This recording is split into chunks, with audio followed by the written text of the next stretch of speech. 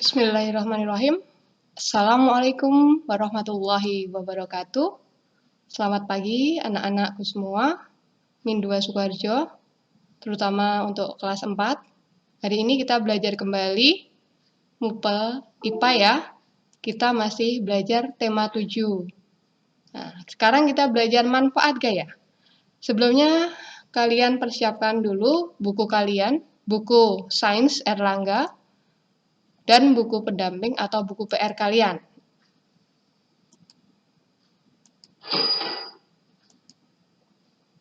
Kompetensi dasar yang kita pelajari hari ini, kita belajar tentang mendemonstrasikan manfaat gaya dalam kehidupan sehari-hari, gaya otot, gaya listrik, gaya magnet, gaya gravitasi, dan gaya gesek. Gaya, yang kemarin kita sudah belajar jenis gaya, sekarang kita belajar macam gaya. Ada dua, yaitu gaya sentuh. Gaya sentuh, di mana dua atau lebih benda saling bersentuhan secara langsung.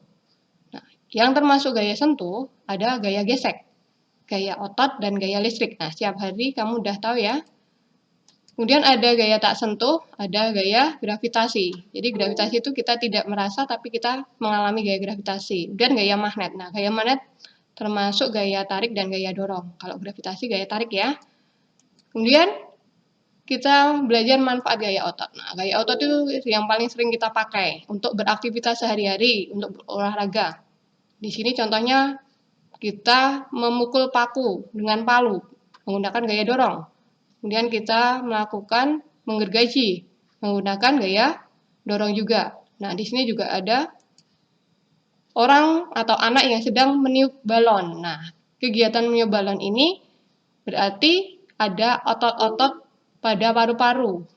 Meniup balon berarti kita melakukan gaya dorong. Kita berkedip, nah itu juga ada nanti gaya tarik dan gaya dorongnya. Kemudian gaya gravitasi, gaya tarik bumi kemarin. Nah, sekarang manfaat gaya gravitasi supaya benda tetap berada di tempatnya. Jadi apabila bumi tidak ada gravitasi, semua akan bergerak bebas, bertabrakan, akan kacau sekali. Kemudian bulan dan satelit tetap mengorbit bumi, jadi tetap beredar mengelilingi bumi, tidak pergi ya. Nah, ini manfaat dari gaya gravitasi. Kemudian perhatikan, air laut, ada semua air di bumi juga ditarik buminya. Kalau diperhatikan di bawah ini ada juga airnya. Nah, kalau tidak ada gravitasi, kemungkinan airnya akan lepas dari bumi. Di sini ada astronot yang melayang. Nah, kenapa dia melayang? Karena di luar atmosfer bumi, gaya gravitasinya kecil sekali, sehingga dia melayang-layang.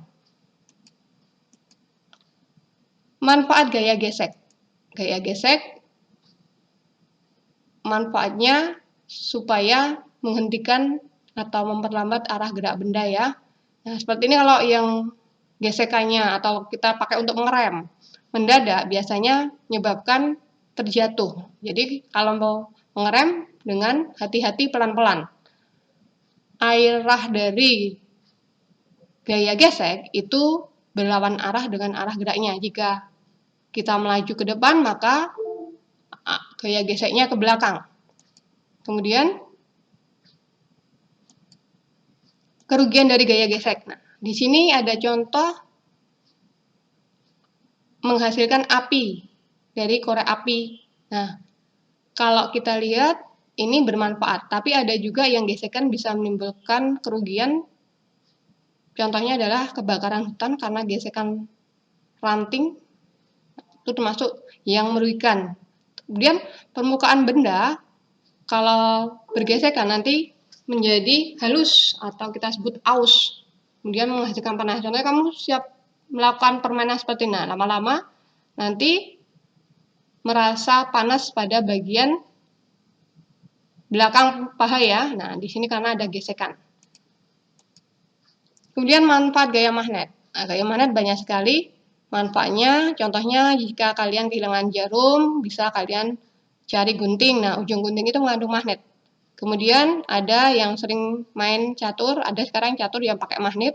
Jadi biji caturnya tidak akan bergerak kemana-mana. Kemudian kompas untuk menunjuk arah. Nah, Ada juga di sini ada magnetnya. Jadi di sini di pintu kulkas atau lemari pendingin ada magnet batangnya. Kemudian dinamo. Ini kita udah belajar magnet elektromagnet ya, di sini ada induksi magnet. Kemudian magnet dipakai untuk speaker. Jadi semua peralatan yang ada speakernya itu ada magnetnya. Di HP ada magnetnya. Kemudian di sini yang paling canggih adalah kereta maglev. Jadi kereta ini menggunakan elektromagnet. Jadi di sini kereta dengan relnya tidak bersentuhan, menggunakan elektromagnet. Kemudian gaya listrik. Gaya listrik manfaatnya banyak sekali. Kalau listrik dinamis ya, kita semua memakai listrik. Peralatan di rumah pakai listrik. Nah, sekarang yang lebih dipelajari adalah tentang muatan listrik. Jadi, semua benda awalnya netral. Netral itu artinya jumlah muatan positifnya atau protonnya itu sama dengan jumlah elektronnya.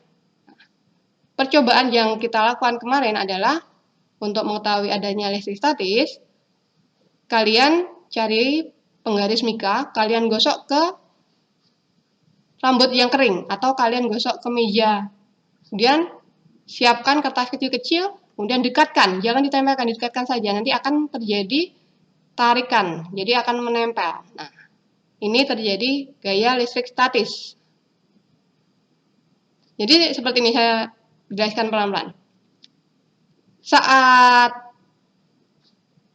penggaris mika digosokkan, maka elektron dari rambut bergerak ke penggaris. Nah, karena di sini mula-mula jumlah elektron dan protonnya sama. Kemudian ketambahan elektron dari rambut, maka sekarang penggarisnya kelebihan elektron. Nah, yang kelebihan elektron kita sebut bermuatan negatif. Nah, nanti saat sudah bermuatan negatif seperti ini, maka akan terjadi perbedaan muatan. Saat ada beda muatan, maka akan terjadi gaya tarik-menarik. Kemudian pemanfaatan listrik statis, contohnya adalah pada mesin fotokopi, kemudian alat untuk menangkap debu pada pabrik, kemudian penyegar udara, dan untuk pengecatan mobil. Kemudian untuk kerugian listrik statis adalah petir. Jadi petir itu termasuk listrik statis. Jadi ada perbedaan proton dan elektron di udara. Nah, kerugian yang lain bisa menyebabkan percikan api.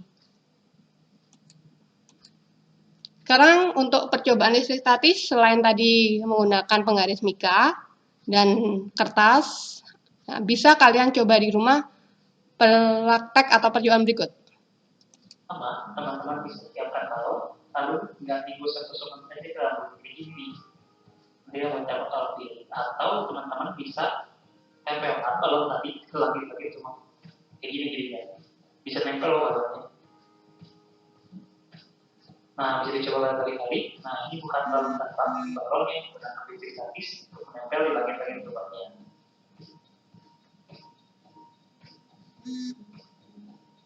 Nah, teman-teman kalau nggak percaya bisa coba juga cek ke tangan kayak gini. Nah, bisa nempel ke tangan kayak gini. Asik banget kan buat coba di rumah.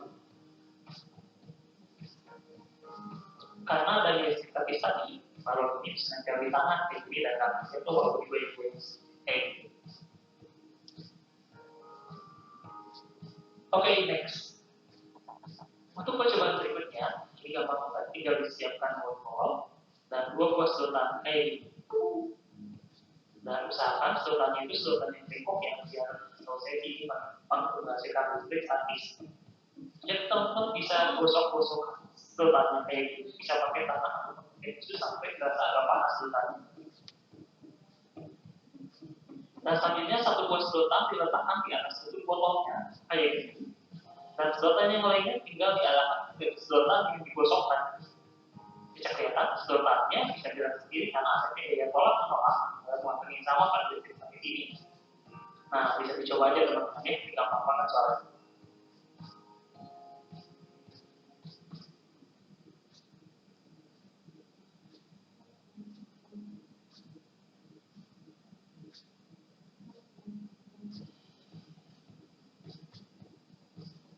Oke, next. Di video berikutnya ini gampang juga, kita siapkan aja bahan-bahan berikut ini, di bahan-bahan yang gampang nanti terpilih. di rumah teman-teman, jadi gak usah repot-repot cari barang yang susah untuk nanti buka ini. Dan yang teman-teman lakukan adalah buka tutup pulpen dan ambil dalamnya ini. Selanjutnya ada penghapus ataupun sesuatu yang bisa digunakan untuk menancapkan pulpennya, tinggal pulpen itu ditancapkan aja terus dilubangi penghapusnya, lalu ditancapkan dan usahakan ujungnya tajamnya menghadap ke atas. Bisa pakai pulpen atau pakai pensil, lebih enak sih kayak gini, ujung pulpen kalau kita ini. Selanjutnya siapkan kata kayak gini, kalau dilipat sesuai dengan bentuknya. Nah, yang kedua diagonal dan horizontal kayak gini dalam bentuk sebuah bentuk kayak gini. Di ujungnya agak ditajam kayak gini. Nah, dan selanjutnya ujungnya tajam itu tinggal diletakkan di atas isi pulpen tadi.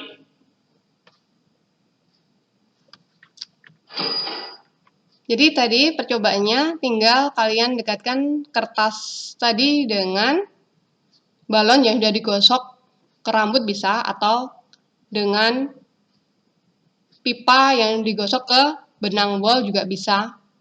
Kemudian untuk PJJ-nya, maaf, hanya sedikit yang bisa saya sampaikan. Silahkan dipelajari kembali bukunya, baca kembali bukunya. Apabila tidak paham, bisa kalian bertanya kepada kakak kalian atau kepada orang tua kalian.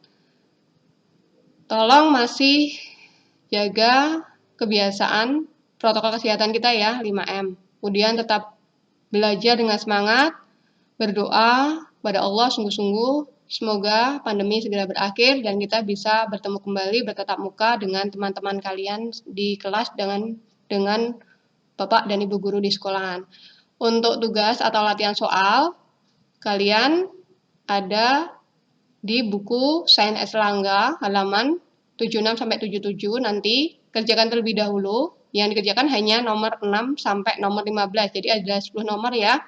Kemudian nanti ditulis jawabannya terlebih dahulu di buku tulis atau lembar kertas yang disediakan, kemudian disalin pada link berikut ini. Terima kasih, mohon maaf atas segala kekurangan. Wassalamualaikum warahmatullahi